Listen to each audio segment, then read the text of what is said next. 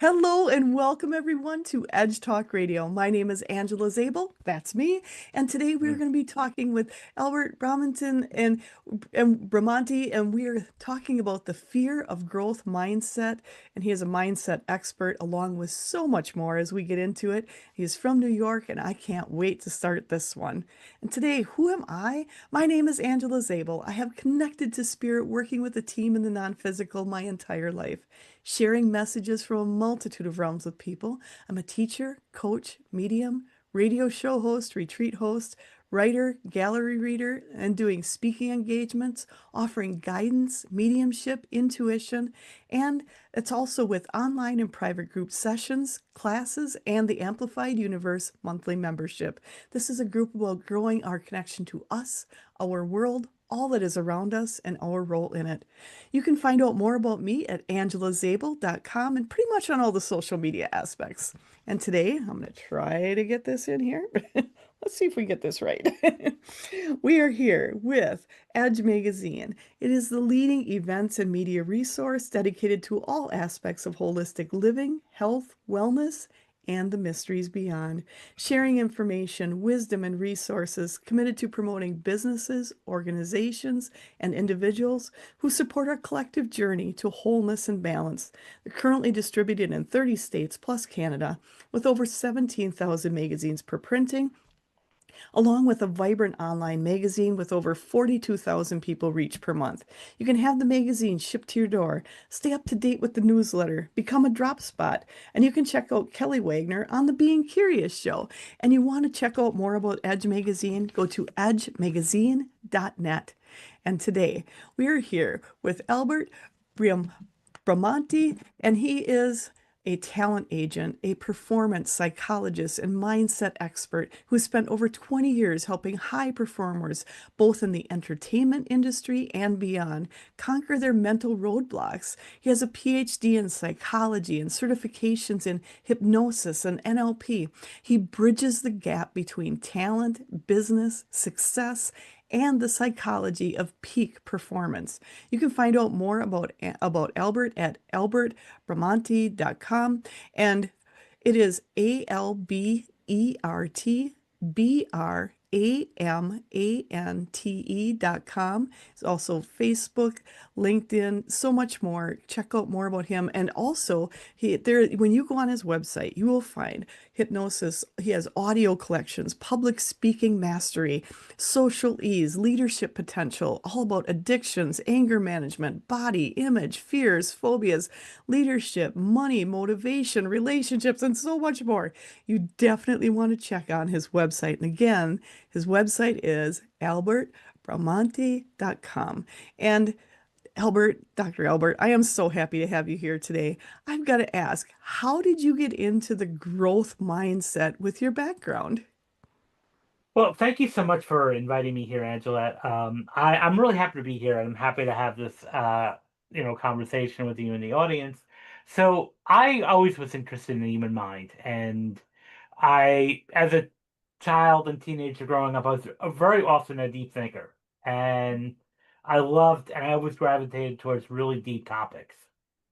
So, the one thing that that's what I would say is that I was always interested in the arts and also interested in the mind and the human mind and what makes people tick.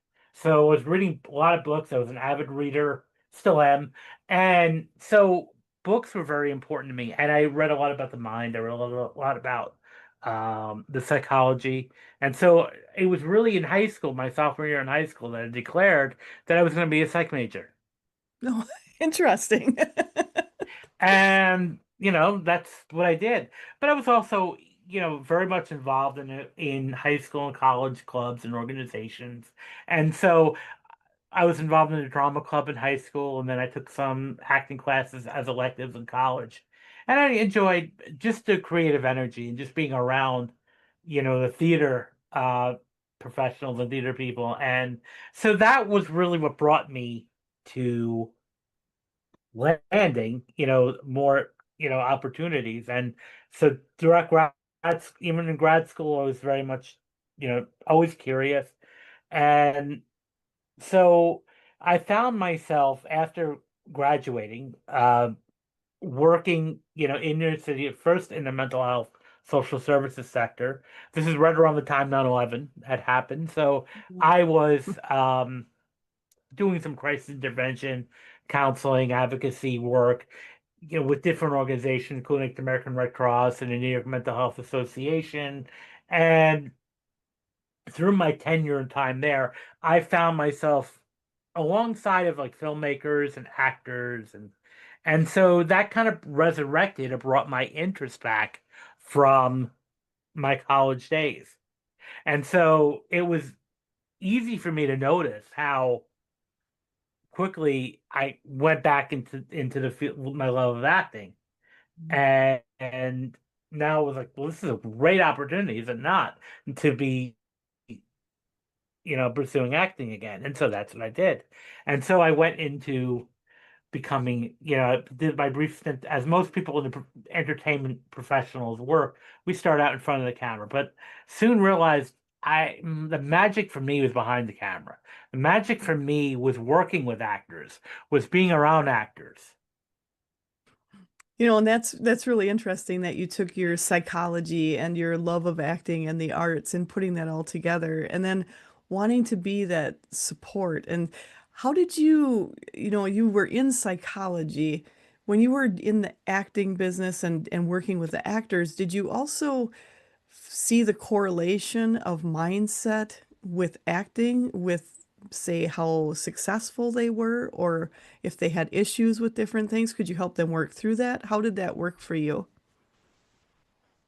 Yeah, well, when I first, I mean, it was a gradual process in that space. So when I started working, when I transitioned from in front of the camera to behind the camera, right, 2004-ish, I started uh, my first company. And so I started representing actors in 2004.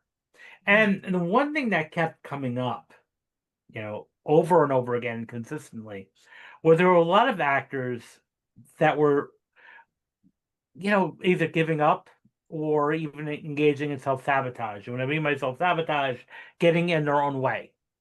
And so that was definitely something that was really busy for me, and was really, really occupying for me. So um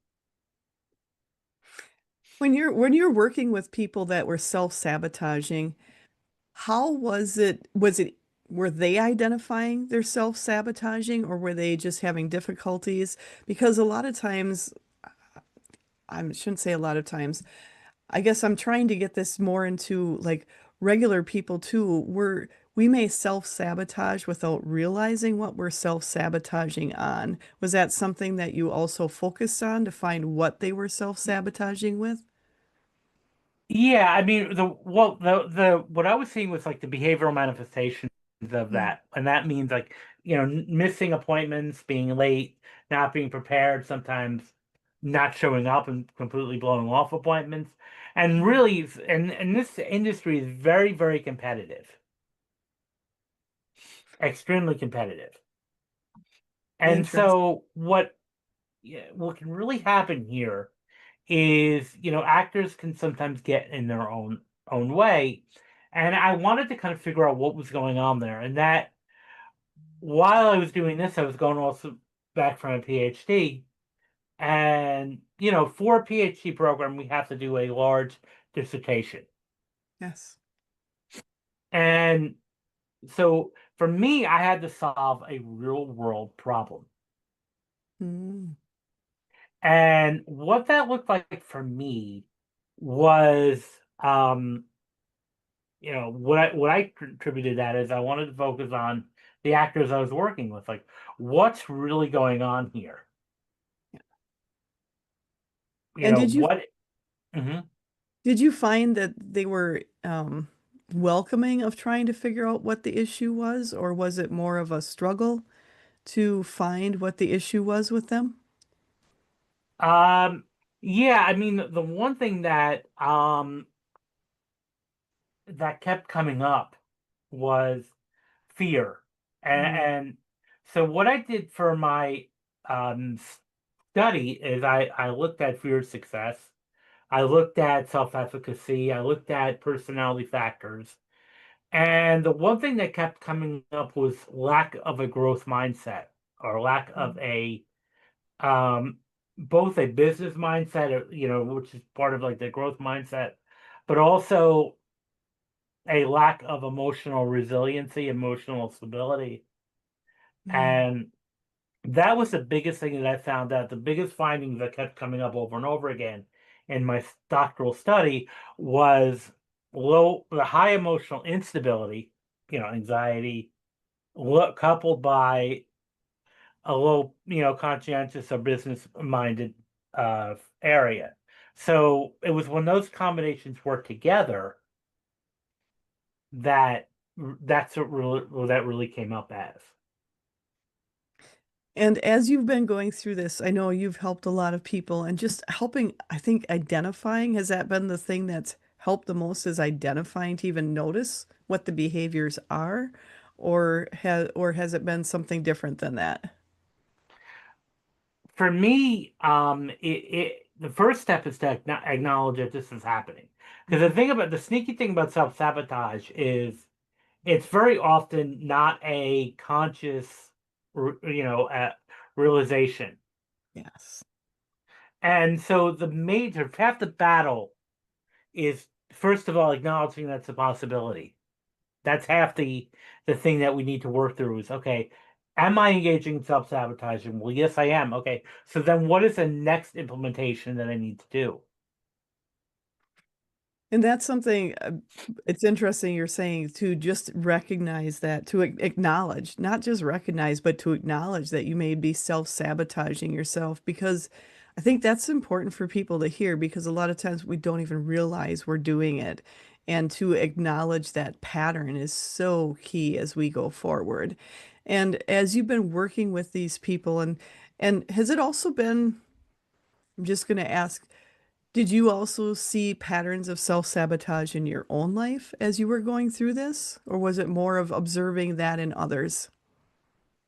Both. It was actually a combination of both, to be quite honest, and to be, vulnerable here. But yes, it was both. And I think that's sort of like what, like, if you want to use even the spiritual side of things, I think that's what drove me to looking more into this topic because it was something I needed to see. Yeah, because we can all get in our own way. We can own most of the time be our own worst enemy, and that's the one thing that I really learned from all of this is that a lot of times our enemy or our arch nemesis is the one staring at us in the mirror, not other people.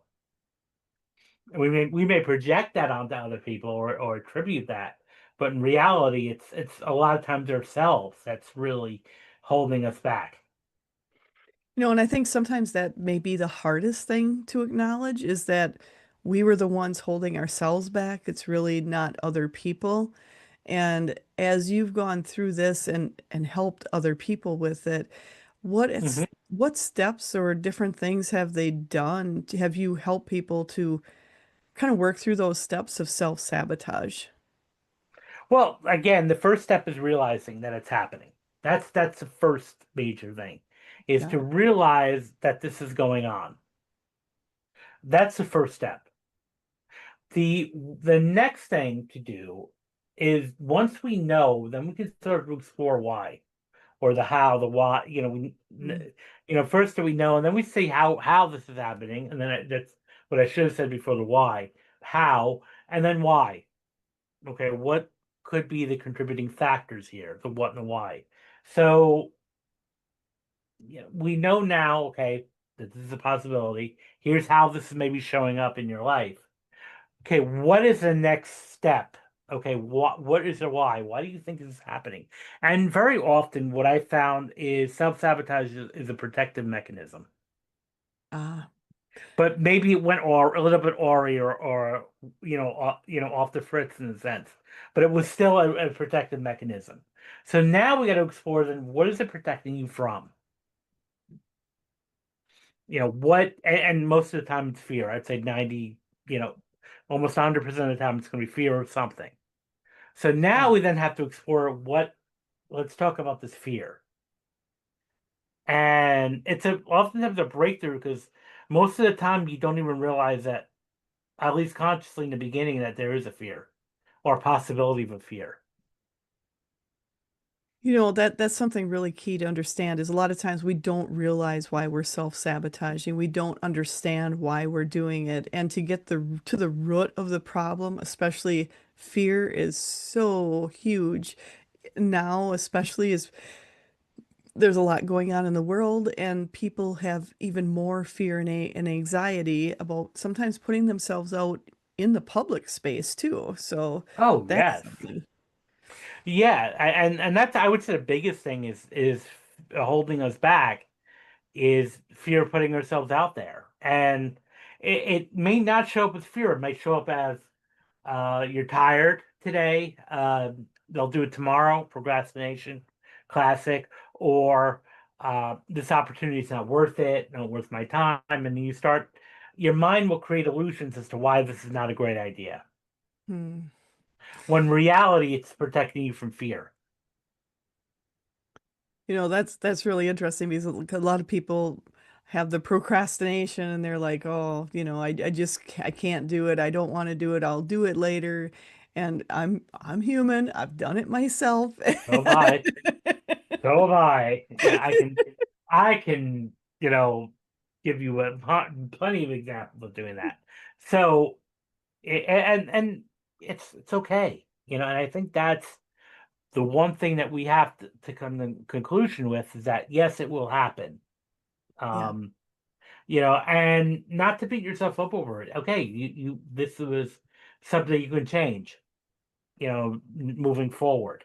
And so it's a lot of times just talking yourself through the fear and learning to push past that, stepping outside of comfort zone, and even acknowledging, like, look, okay, this is maybe messy, this is not going to be comfortable, but at the end of the day, I can still move forward. I think that's something important for people to hear is Hmm. because you can move past the fear, but not to sit and criticize yourself because you were in it for a while or you need to find a new way around it, and that we all can move forward at the end of the day. And when you're working with people with fear, what are some maybe top things you recommend for people to help work with that fear or procrastination? Well, I think again, acknowledgement is the biggest thing. And then start setting things on your calendar. Mm, okay. Like um today I'm gonna do this, or today, and the important thing is to break things down into steps. One of the frameworks I talk about in my book is a SMART goal system, which Nice. is like, sitting, specific, manageable, measurable, and you would start with small goals from there. You'd start with the whatever it is you want to do, and then break it down into little steps, bite-sized pieces. And then every day you accomplish one or two of those small bite-sized pieces. So in just a matter of 1 or 2 weeks, you could be really astronomically ahead of where you were, by taking small but consistent actions. Because a lot of times when people set goals, they do set great goals, but they're too fast. It's like there's a large leap and nothing in between. And that's why a lot of people fail. And then when they get setbacks, instead of saying, okay, I need to move forward, they'll go into that almost that self, um, defeating cycle of, well, or even the self, languishing, what's wrong with me? Why can't I do this? I can't do anything right. And it's not a question of that you couldn't do anything right. It's just you set yourself up way too fast, too soon. I think that's something really important for people to hear too, is because a lot of times people want to change and they're excited to change, but then they put these huge goals in front of them that just seem astronomical, which in turn end up causing more procrastination and fear of not being able to reach them. I love how you did more of the setting a calendar and having those goals on there, setting the calendar and having small goals, attainable goals that you can reach for to show you're making forward momentum instead of those huge goals. And they're my team is coming in and they're reminding me it's kind of like when people sign up for all of the health and fitness at the beginning of the new year because they're going to change Uh-huh. everything. And by the end of January, the place is a ghost town again. Yeah, well, because a lot of times what we when that happens is most people will say, okay, I'm gonna get in tip-top physical shape by summer. So New Year, I'm gonna enroll in this gym and I'm gonna commit to going 5 days a week. Great, lofty objective. I don't want to deny that. That's great that you want to do that. But if you're the type of person who hasn't really been exercising that much, that might be a stretch. So maybe instead of saying, okay, I'm gonna go to the gym five, maybe I'll start going two or three times a week.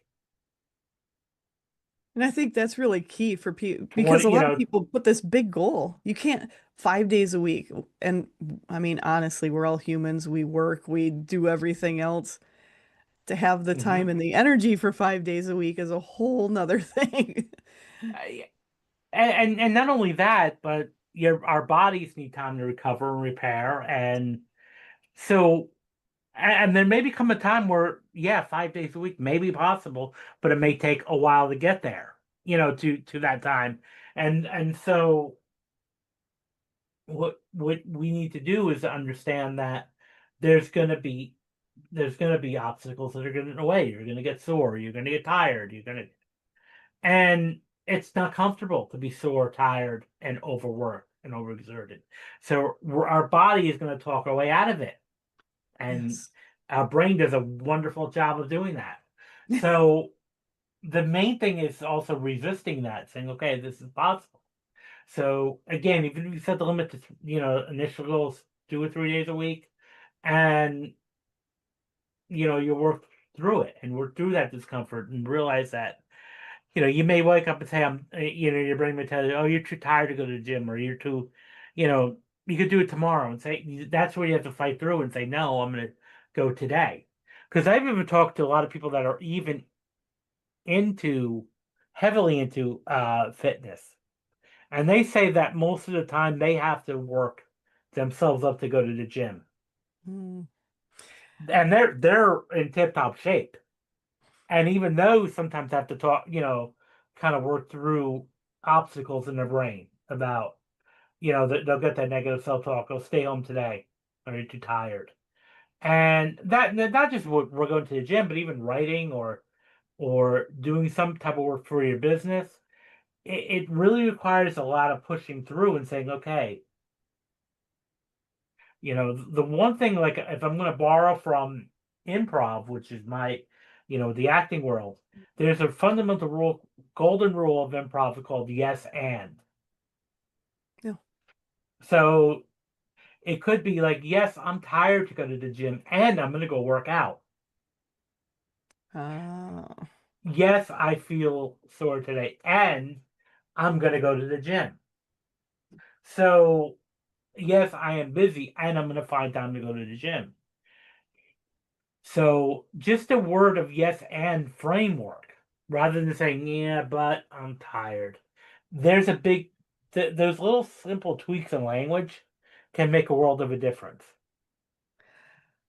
I love how you're saying that, the little tweaks in our language, how it makes such a big difference because I've been feeling and I've been getting information from my team and a lot of it isn't about the huge gigantic changes. It's the small changes. It's the paying attention, being conscious of your words, being conscious of what you're saying.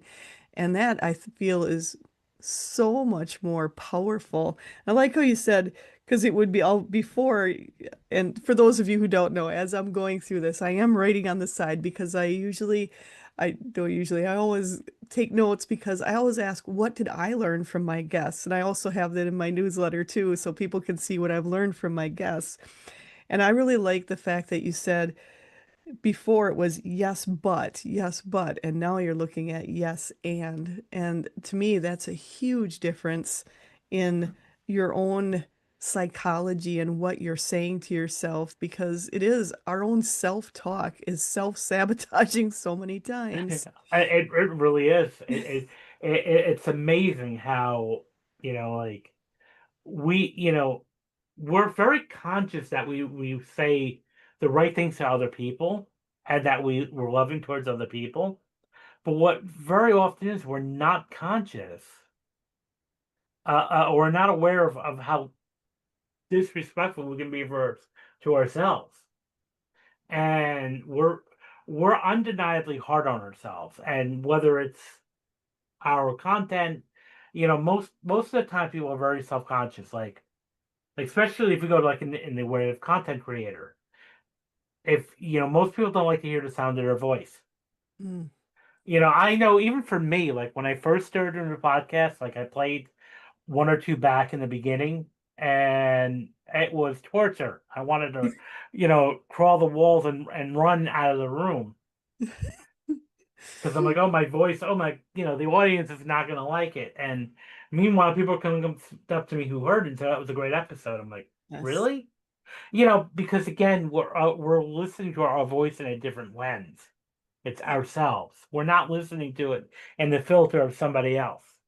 And now I've gotten a lot more comfortable. I still am, sometimes I have to turn off that critical side of me, like, why did I say that? Or, I don't like the way I sounded. And to a point where I'm like, no, this is my own story I'm telling myself. I love that because, our when we first hear our own voices, you hear it somewhere different where you're listening to yourself in a podcast. Sometimes it's like, "Ooh, Hmm. what is that really me?" And you kind of You go just back and froze for a forth. second. Did I freeze? But yeah, Yeah. yeah. And it's really recognizing we are our worst critic. I feel, if you want to ask anybody for who's the worst critic, it's ourselves to ourselves. And it's Hmm. changing that rhetoric, changing that inner dialogue that we have. And I think, Albert, you have an amazing voice. So thank you Thank for you. sharing it with us. Thank you. Thank you. Yeah. And also, and it brings up another point that what we need to start also doing is learning to accept compliments, Mm, and yes. because a lot of times, even like probably 2 or 3 years ago, if you had said that, I've been like, yeah, but I don't really like it. And I'm like, no, you're not listening. And so part of it is just saying learning to accept a compliment, because that's when you can't accept a compliment, it also sends a message to the other person that you're not secure in yourself. And so I think that's a part of it too, is being able to accept feedback, both positive and negative. Because the one thing about actors when it comes to feedback, a lot of the ones that are like really professional working are going to be welcoming the feedback. You do get some that, especially if they have an inflated ego, that when you try to give them some criticism, they get really defensive and insulted by that. That is true. And to realize when that happens, it's not you. So don't worry about it. It's where they're at. And moving yourself through that, it is difficult to take. It was difficult for me to take compliments. And I think it's a lot of what we're taught is you're Hmm. supposed to be loving and open to other people, but you're supposed to keep yourself in the background all the time.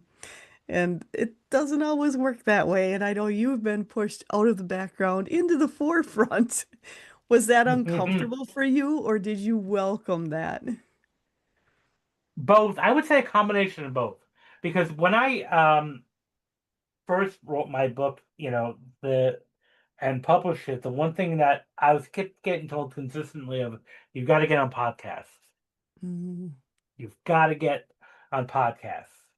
And all I thought to myself was, no, I and I dragged my feet for a while, and I did one or two, initially, and then I took a break for a while because I was like, I don't know if this is for me. I don't really like this. And then I just really doubled down and went for it this year. and it felt a lot better. But I think it was a combination of like, okay, this is what I really have to do, but at the same time, I welcome the challenge, and it's still a work in progress. And that's the one thing about when you work towards something. It's not like, okay, there's gonna be a magic switch that's gonna automatically make this, from hard to easy overnight. It just becomes more doable. So the one thing I think when we're working towards goals that we need to adopt is small incremental steps, but also learning how to reinterpret failure or mistakes as feedback and opportunities to grow. That's something really important because we get, I mean, So you're even going to if I'm get putting out criticism. content or things like that, if this doesn't work, absolutely. And sometimes the criticism can be helpful. Constructive. I'm all for that. But then there's also sometimes you're going to get criticism because people are unhappy with their own lives and their own, insecurities, and they're Mhm. projecting it onto other people. And so I think another skill that it's good to learn is learn to discern or be able to distinguish between what is acceptable constructive criticism or feedback, more than just, again, projections or just people being trolls or what they call on the internet. And because there's a number of those out there, that will just like to just stir up um, drama on their end. So and then being able to be at a place where you can be open to that, because most people I know that, deep down inside, we want to become better at what we do. Not always be positive, Yeah. and hearing things that we may not necessarily want to hear. Um, and that's what makes really a good kind of coach and or friend is someone who can tell you both what's good and what's bad. What you want to hear, what you may not want to hear. And and you made a really good point about being So constructive criticism versus something projected from others. Because there is a lot of criticism that's projected from others that really isn't, it's not constructive criticism, it's that drama criticism trying to tear people down. And I like how you said being able to discern that difference between that. And then yes, well, as you've and been that's doing a it, big thing. yeah. And so just for other people to know, so the name of your book again is It's called Rise Above the Script: Confronting Self-Doubt and Mastering Self-Sabotage for Performing Artists. It's on Amazon. I have it available as a paperback, Kindle, ebook format, as well as an audiobook. Love that. So I think that's important for people to check out the book because there is much to be learned in it. And I really love the fact that you said, use your discernment on the criticism, if it's, if it's helpful criticism or if it's criticism that's really wants to tear you down. That's a projection of someone else's issues, let's say.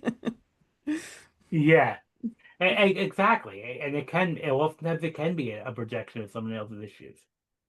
Absolutely. And that's, as you've been going through this, you also talk about using tools like NLP and his hypnosis to help change the mindsets.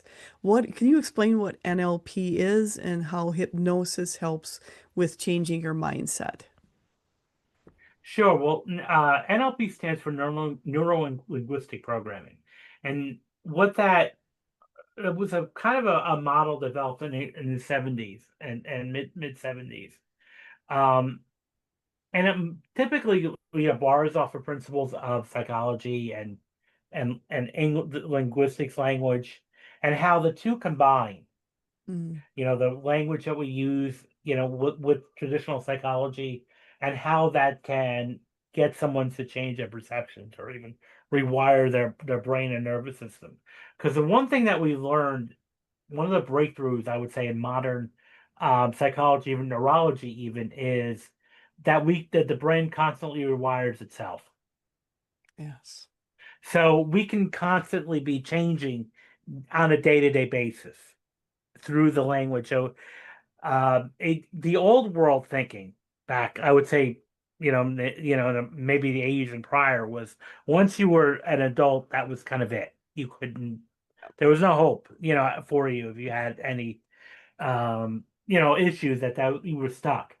So that's been totally blown out of the water, and we're constantly changing and everything. So, and with hypnosis, it's about working with the subconscious mind, which is really a programming center. So, like going back to again the programming metaphor is like really altering the computer programs that are running our behavior Mm. and our thoughts. And so, very often that is going to be a major thing. And that's something to realize. A lot of, like you said, a lot of people were taught once you get an adult, you can't change that. You can't change those brain waves. You can't adjust that. And to know and to understand they can change and you can change them, you can make that difference. And knowing there's so many tools out there to help make that difference in the brain waves to change it to help us move forward and help us move through some of the things that may have held us back for many years. Because a lot of times the things you encounter as adults that you feel are holding you back are actually things that have been with you for a very long time. And that's something you have been helping people to recognize those patterns Hmm. and bring that through. And as you've been working with people, is there is there something people can start using even today to help shift their mindset, or to help shift with patterns? Or is it more of the recognition? Well, the first step is a recognition. The next thing to do is even just reframing their thoughts. So learning to, internalize the past failures as feedback, and also knowing that our brain pretty much processes between 50 to 70,000 thoughts per day enter our brain. Just because it enters our brain does not mean it has to stay there. Yeah. So sometimes I even learn to say like if one comes in that's a little critical, I'm like, okay, are you done? Okay, goodbye. You can leave now. And so part of it is just learning to what I call like a pattern interrupt. Learn to interrupt the pattern of that thought and saying, okay, no, I'm going to do something different. Like when a thought comes in that's negative, just even if you're out, if you're silent, or if you're just alone, you could just say the word no, Mm. and that's it. Or even in a quiet mind, if no, okay, not helpful. So I think that is another step is just saying like whether it's out loud or I wouldn't do that in front of people. That'd be a little bit weird. Right. But yeah, You don't I want to wouldn't do speak your that. thoughts out loud all the Yeah, time. yeah, no. But if you're alone, you could yell just a no, like when the negative thought comes in, or just quietly in your mind, but saying out loud quietly in your mind, no, not now. Um, and then just taking consistent action is the main thing. But being self gentle on yourself, like how would you wouldn't be this hard on a friend who was doing this, putting themselves out Right. there. So also be the same. So I would just be gentle on yourself, and also just celebrate your wins too. Oh, I like that because I think a lot of times people don't take the time to celebrate their wins. They just go, oh, did that and move on to the rest and start on the whole criticism cycle all over Yes. again. No, and that's exactly it. They're very. It's like a cycle over and over again. Yes, yes. And that's something and a lot of this, like you say, it's recognizing those patterns and starting there and then working your way through them. And I've got to say, I checked on Dr. Albert's website. I've been going through it, and there is so much help on there, covering so many different subjects. And then also with your book too, I really encourage people to take a chance and go look at that because there's so much to be learned, so much to be investigated and understood. And really, the more you understand about yourself, you change these patterns. As you had said, you change the patterns every day. You're always changing. And I think before, a lot of times we've been told we can't change, or there's certain things that are immovable and you cannot change them. And as you've been going through it, you've been working with a lot of creatives and different people. Is it, is there what's your biggest, do you think is maybe the biggest psychological barrier? Is it the fear? Is it self-criticism, or is there something else or a combination? I think it's a combination. There's fear, self-criticism, um, just being hard on yourself. But I would say the biggest thing is fear. Yeah. And that's something that one thing my team has been saying is that there's fear, our own personal fear we've been going through, but there's also fear on a global scale, on humanity's scale. And Hmm. those who are who are conscious and working through their fear are actually working through not only your fear, but also fears that are coming from the collective consciousness also of the people around the world. So I like how you Yeah. said, don't be so hard on yourself because you are moving through a lot. You're not just helping yourself, you're helping others without even realizing it. And also I'm sure you may have heard of this before, which is something I just kind of recently discovered in the past 1 or 2 years of working with trauma. There's this concept known as generational trauma. Yes. So where a lot of times our great grandparents and our grandparents will, inadvertently pass on, unresolved traumas that they've had that starts manifesting of our own trauma. So that is something to work through too, and just to consider that that is a possibility too. Absolutely. That's so key because a lot of it is behaviors you don't even realize you have that are coming Hmm. from that generational aspect. And I've got to say, I've been identifying a lot in my own life dealing with lack and scarcity and things like that because that's been a part of family, generational parts of family and moving through that. And you've been moving through so much too, and you've been creating the growth mindset. What would you consider growth mindset, or um, what is the mindset you'd like to see people going towards? Well, the whole idea of like a growth mindset is like your work in progress. Yes. That's the biggest thing is like being work in progress and just uh, meaning that when I take a growth mindset, it means that there's always room for improvement, but you still should always be celebrating, what you've achieved, or where you've went. Um, the idea here is to not necessarily be hard on yourself, but to just celebrate any and all achievements that you're getting, Yes. and know that again, there's always room for improvement. But you're also at the same time, every step that you make, you are acknowledging it as, a win. But okay, now I can do better. And this is why it's always good to be constantly learning, always, adapting. Oh, yes. And then when you do get failures or setbacks, instead of like beating yourself up over that, what you're doing is essentially just saying, look, I'm getting better and better. This is an area I can improve on. And so that's where it's like, okay, I did this, but now what can I do next? And so I think if you have that always learning mentality and that you're always a work in progress, I think that's going to be a major step. Love that. Because a lot of times the self-criticism comes in and you're like, oh, I'm never going to move from where I'm at. Where instead you're looking at, No matter what happens, you're always learning. And I've got to say, all the people, anybody listening to this podcast or any of yours, Dr. Albert, is they're there because they're curious. They're there because they want to learn. They're there because they want to grow and expand. So, anybody listening to this, there's no reason to self-doubt. You're already learning. You're already on that path. You're already that curious, curious learner Hmm. who wants to keep growing. So, your Yeah, no, you're mindset already has there. already You're halfway started. there. So Absolutely. that's the So, big thing there. you help so many people with their dreams. What's your next move? What are you Hmm. reaching for?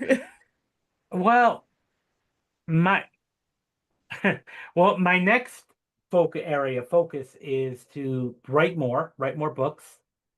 That's what I plan on doing. The next step after that is to create more courses and more areas for improvement. So, and now that I've been guesting a lot on podcasts, even starting my own is in the Nice. cards too. And this time last year, that would have never been even possible or even entered my mind. I love how you yourself are looking at what else can I do? And I know everything you've been doing has helped so many people reach their goals, helped so many people change their mindset already, and you're still going and doing more. And I know you'll be reaching even more and more as you go. And what are things you're hoping other people will take back from your books and your messages? What's your hope for that? What I My hope is just to realize that we are so much capable of so much, Mm. and we have all the resources we need to be successful. Sometimes it just may need a little extra help or a nudge to have us realize that we have everything at our fingertips to succeed. I like that. I think it's really important for people to realize they can succeed. And that's some of this too. And I'm just hearing a niggling from my team on the other side because there are people in this that are listening to this podcast, others that will be listening to it, that have had people in their life that did not want them to succeed. And that was also part of a Mhm. mindset that they had, that they don't want to succeed because it will rock the apple cart. It will rock everything in their relationships with the people around them who don't want them to succeed. How do you help people move through taking that on, feeling like they don't want to succeed, the fear of success, because if I do, it's going to change the relationships of people who maybe want to keep you back in a certain area? Yeah, well, that's a big thing too, and I do have an entire chapter in my book on relationships. Mm. Especially in the fear success area. Now, the one thing that I will say with people that are critical, and I've wrote this even in a blog article a while back about the naysayers in your life, the ones that are constantly bringing you down, and a lot of it is not necessarily about you. They're dealing with their own insecurities, and so they're not. It's not that they don't value you. What's really going on a deeper level, they're scared that if you become successful or achieve your dreams and become happy, that you're going to see that you no longer need them and that you're going to leave the family or leave the environment and they're going to do everything they can to hold on tight to you. And that means even, you know, tearing you down if that's what it takes. And that's part of the discernment that you had talked about before, to discern if they're there for your success or if they really don't want your success in your life. And Exactly. that's definitely a hard one to realize, that some people in your life may not want success for you. And that's also something with, I love how you said to use your discernment to see the difference and to recognize those patterns in people, because I feel that is very important for people to recognize. And like you said, it's a projection of their own fears. It's not you, it's a projection of their fears. Yeah, exactly. I mean, that's really at the end of the day all it is. Absolutely. And sometimes people just need to hear that because some people think they're crazy because they're like, why would someone in my life want me not to succeed? But to realize it does happen. They are out there. And to know it's not you. You can walk away from it and go, oh, I saw the pattern. I'm moving away from that and going to have your own mindset, your own growth. And that is also part of the fear of success with changing the relationships of the people around you. Is Hmm. that also something that you experienced yourself, or were you good with people, or were you not fearful of success?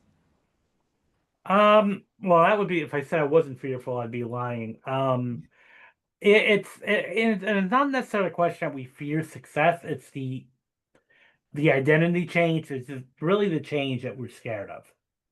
Yeah, It's a fear of change, and the biggest addiction that we have is comfort, staying comfortable. But the reality is, this is something I have to work sometimes on a daily basis. Just staying comfortable is not going to be, that's not going to make us successful at the end of the day, is staying comfortable. So it's about learning to embrace being uncomfortable. love that. And that's something for people to hear because it doesn't mean it's going to be all, roses and daisies and it's going to go real smooth. There is going to be some uncomfortableness with this as you grow, as you change. And that's something that you help people through with, and like I said, I encourage everybody go to his website because he has so many tools on there to help you along with Albert's book because there's so much there. And it's recognizing people can change. It's recognizing you can move through and be successful and change it to that growth mindset. It's huge, huge going forward. And Yeah. do you do you encourage people to be, I keep hearing my team, they're saying this is a time for everyone to be successful in your own right and not to make yourself small in other people's worlds. Yeah, I know absolutely. I really encourage people to really step outside their comfort zone and to be successful. Um, because you owe it to yourself, I always say, and to the other people around you, because there's a lot of brilliance in all of us, and if we hold it back, we're only, not only shortchanging ourselves, but potentially other people too that can benefit from your work. Love that because yes, we all do have a brilliance in there that how do you know what it is until you try? How do you know what's Exactly. possible? And you yourself have gone from, multiple different ways throughout your life from, a talent agent, from working in improv, from being behind the scenes, from college professor to doing all of these different aspects. You didn't stay with just one and you kept growing with the growth mindset and moving through your own fear. Hmm. Yeah, and well, that's the whole thing. It's like, well, what else can I do with this? Yes. So, And I love the fact that you're there helping people understand you can get through that. You're blazing the trail for others so that they can move through it. And that's something so important. hmm, So is there something else absolutely. you'd like to cover before we close for today? Um, I would just think just being open to ideas and viewpoints and not to be quick to dismiss, Mm, because a lot of times it can be easily like quickly able to dismiss things, but and just be to the idea of also being able to, like I said, accept compliments, but also being able to accept help. uh, that's huge because a lot of people don't want to accept the help because that makes them feel weak. How do Yeah. you rectify that where people are saying, if I accept help, am I weak? Am I not being able to do it myself? What do you say to that? Well, we're not meant to do this alone. Mm, Let's take a look at our ancestors, and the especially during hunter-gathering days, the only way they survived is by working together. I mean, that's the reason why we're here now. Or even if you look at even take a lesson from our primate friends in the animal kingdom. How do they survive? By being in packs, by being in groups. So we're meant to do things together. Hmm. And that means having each other's back when when times are tough. So actually seeking help is a sign of strength, not weakness. I think that's the so key for people to hear that it is a sign of strength and not weakness when you're asking for help because we aren't meant to do this alone. We're meant to be together. And as a testament to that, look at all of the podcasts that have started, all of the different genres that are out there, and you're seeing this whole collection and collaboration between so many peoples in the world right now. That's a testament right there that we're meant to work together. We're meant to share our voices. And that's something I'm really happy that you have been sharing your voice because it needs to be heard by so many people. And everybody resonates with different people. So, what a beautiful gift that you're able to offer that to so many others around the world. Thank you. You are so welcome. And I know I've got to be cognizant.